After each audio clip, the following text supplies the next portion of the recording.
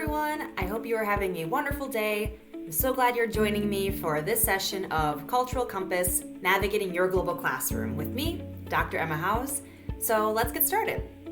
So it is the beginning of the school year, so I thought a really great place for us to start would be around the discussion of culture shock. So you might be somewhat familiar with this term, but I want to explore it further, specifically in the context of your classroom and student participation and performance and their all-around experience at school. And so for any schools and teachers that have welcomed brand new international students this fall who have just arrived for their first year in the US, not only did they recently have to complete your school's admissions process, which was most likely quite rigorous, they also just completed the student visa application process. So this is something I always like to highlight because it can sometimes come as a shock to some people that applying for a student visa to study in the US, regardless of what country you're coming from, it's an extremely intense process. First of all, it costs a lot of money. There are fees for the visa itself, travel expenses, if a student has to travel to a big city for their interview, and sometimes depending on where they live, students might even have to go to another country for their interview. They also have to gather a ton of paperwork to prove that they can afford to study in the US and that they'll plan to return home after they finish with their studies. Going to a visa interview itself and having to prove all of this to an immigration officer, again, just for a teenager, the whole process can be extremely stressful and can take a lot of time and effort. And let's not forget, they can also be denied a student visa at any time and have lost all of that time and money. So that process in itself is extremely intense and can be really stressful for a student. But let's say they've gone through all that, they got their visa, and they've arrived to the US.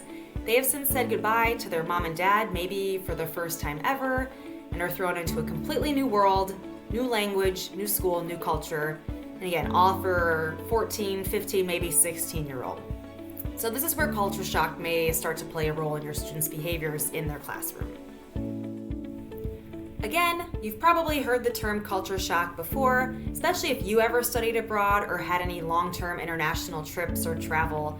But just to bring it back to the original reference, this term was coined by Dr. Clairvaux Oberg. He was an anthropologist and had originally identified 4 stages in this culture shock process and experience. These 4 stages were then laid out as a U-curve.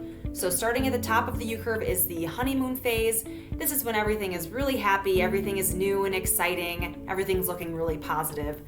Comes on down to the crisis mode, which is when these new things start to feel a little more stressful, irritating. You're searching for things that make you feel more comfortable or familiar and kind of starting to feel a little homesick. It comes back up into the recovery phase and all the way into the adjustment period at the other end of the U-curve. This is when we have now found new ways to manage the environment that we are in. We're making good connections, forming relationships, seeing an improvement in results. So for students, that could be connecting with their families, their schools, they're making friends, they're probably seeing an increase in their academic performance as well. It's also important to note that the length of time that it takes to get through this U-curve can vary between person and person. So for someone it might be 2 weeks, someone else might take 6 months to get to that adjustment point. Another way that we can look at this, especially as we are focusing more specifically on international students and their journey through culture shock, is through the developmental model of intercultural sensitivity, or the DMIS. Now, the DMIS is presented as more of a linear progression of stages. On the one end, students would start in the ethnocentrism stage. So this is when they are still forming judgments and making opinions that are based on their own cultural context. These stages are labeled as denial, defense, and minimization. The goal is that they move through these stages and ultimately through the end of ethno-relativism. So this is when they are able to make opinions and form judgments that are based on the cultural context that they are currently in. And this is seen through the acceptance, adaptation, and integration stages. An example of this would be, let's say we have an international student from India who has come to the US, whether in high school or university, and maybe sees that the students are addressing certain teachers with their first names. From their cultural perspective, They might see this as disrespectful and might make a judgment or form an opinion about these students in that they are rude and disrespectful to those who are above them. As they move along the DMIS and start to understand the cultural context that this is coming from, they might start to see that some academic environments in the US, again, maybe more so in university than high school in this case, use this as a way to create open communication, an approachable learning environment, ultimately for that student to be able to say, this is different than my culture, but I can now understand why it's done here, without making that judgment of it being because someone is rude or disrespectful, but being able to see it in this different way. Both of these could be really helpful resources to understand what new international students in your classroom might be experiencing, what potential stage of that U-curve of culture shock or phase of adaptation they might be in, and how this could be playing a role in their behaviors or performance. To move into the activities in the classroom, there are several strategies that are outlined in research by Dr. Deborah Swallow and Barry Tomlin, who reference both of these paradigms to discuss ways that teachers can actually bring cultural discussions into the classroom to hopefully support this development and growth. A key point to this is that it can be done in really small ways, even if the class is math or science or seemingly unrelated specifically to culture or communication. One of the first that they discuss is the critical incident technique, or CIT. This is an activity that gives students as well as teachers an opportunity to explore intercultural diversity by examining real-life scenarios where misunderstandings or communication challenges occur due to cultural differences. So for example, a class like business or economics, you can look at case studies that involved intercultural business scenarios or economic policies in different countries, use them as examples of critical incidents that could be discussed. For an engineering or technology class, you could look at real-world technical projects that involve international teams. These can be the critical incidents and allow your students to discuss the potential misunderstandings or challenges that could come up in communication, specifically based on cultural differences.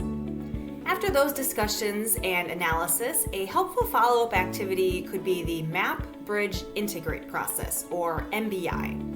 The first step of this is the mapping step. This is when you can have students start to observe what others are doing or how they're communicating and compare it to their own behavior. This can help them really connect their communication styles with their cultural backgrounds, which is maybe something they haven't thought about before, and they can start to really articulate their perspectives and where they're coming from. The second step is the bridge step. This is when you could hold a group discussion and allow the students to explore and discuss why somebody, perhaps it was what they saw in the case studies from the CIT process or among their own classmates, why they might prefer a different approach. This is a great way for them to start developing that empathy, which is a really key skill in their intercultural understanding. And the last step of integrate. This is to really bring all of these perspectives together to create a cohesive project, no matter what subject you might be in. The goal is to really think about how students might adjust their behavior or communication to be as successful as possible, especially if they're in a group setting, and to really be able to see the best results. This is so applicable in various subjects. This could be in business, math, marketing, psychology, or sociology. Students can be using this MBI process to understand different problem-solving approaches. This can also help guide discussions and really give them that deeper understanding of the role that their culture is playing in these dynamics and different scenarios. The last suggestion as we finish up this discussion about connecting culture shock with student engagement is for teachers to take on the building of their own intercultural skills. There's a really helpful framework for this, which is called the INCA framework, or the Intercultural Competence Assessment. And this is focusing on the role that teachers are playing in facilitating all of this in the classroom through their own skills. So really setting that example for students. The INCA skills include things like empathy, respect, awareness of cultural differences, flexibility, and curiosity, so genuinely being interested in learning and hearing from other perspectives. This is something that you can continue to practice and be actively thinking about as your year goes on and as you continue developing with your students.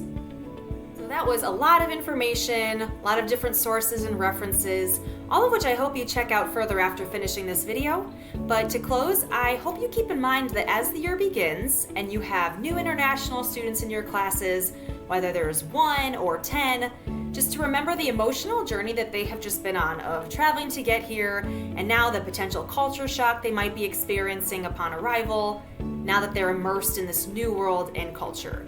And whichever framework for culture shock you want to explore further or think about when thinking about your students, that teachers will be playing a huge role in helping them get through crisis mode or from denial and defense and ultimately into the adjustment phase or into adaptation and integration.